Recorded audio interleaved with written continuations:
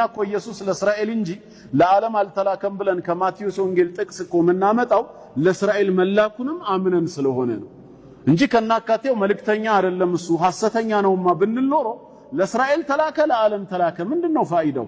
አይመለከተንም። ለምን? በእኛ እይታ ካዚብ ውሸታም ነብይ ነው። አሁን ግን እውነተኛ ነው ብለን ስላመንን በቁርአንም ለበኒ እስራኤል መላኩን የሚናገር ስላለ በእናንተ መጽሐፍ ላይ አለ።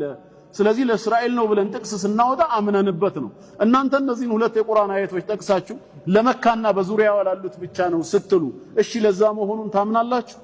አንዳንድ ጊዜ ውይይትን በዚህ መልክ ሲሆን ነው ደስ የሚለው። አናምንም ካሉ ምን ያደርግላችኋል ታዲያ? ለመካ ብላችሁ መከራከራችሁ። ግብጾች ግሩፕ ላይ ገብቼ አረቦች ናቸው እና እየተከራከሩ ነው። የክርስቲያኖች ግሩፕ ነው። ሙስሊሙን ግብጻዊ ጋብዘውት ነው። በቁርአናችሁ ላይ እኮ አሉ ቁርአን የራሱ የጅብሪል ቃል እንጂ የአላህ ቃል እንደሆነ አይናገርም አሉት ለሙስሊሙ። ማስረጃ ሲላቸው ኢነሁ ለቀውሉ ረሱሊን ከሪም የሚለውን ቀሩለት። ይህ ቁርአን የክቡር መልእክተኛ ቃል ነው። መልእክተኛ የተሰኘው ደግሞ ጅብሪል ነው። ስለዚህ የጅብሪል ቃል ነው አሉት።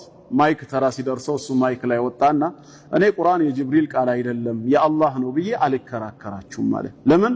ዛሬ ሊወያይ የፈለኩበትን አላማዬን አሳክቻለሁ አላቸው። ምን ማለትህ ነው አሉት። ምክንያቱም ማለት እናንተ እንደመሰከራችሁት በዚህ የቁርአን አንቀጽ መሰረት ቁርአን የማን ቃል ነው?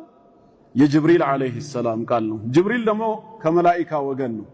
መልአክ ደግሞ አይዋሽም። ስለዚህ ጅብሪል ሲናገር ምን እንዳለ አድምጡ አላቸው። አሁን ቁርአን የማን ቃል ሆኖ ተወስኗል?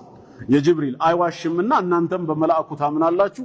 ሱረቱል አሕዛብ ቁጥር 40 ላይ ማ ካነ ሙሐመዱን አባ አሐድ ሚን ሪጃሊኩም ወላኪን ረሱለላሂ ወኻተመ ነቢይን የነቢያት መደምደሚያ የአላህ መልእክተኛ ናቸው ብሎ ጅብሪል በቃሉ መስክሮላቸዋልና በሉ መልእክተኛ መሆናቸውን አምናችኋል። ይሄን ካመናችሁ በጊዜ ሂደት ቁርአኑ የራሱ የጅብሪል ወይስ የአላህ ሚለውን እንከራከራለን አለ።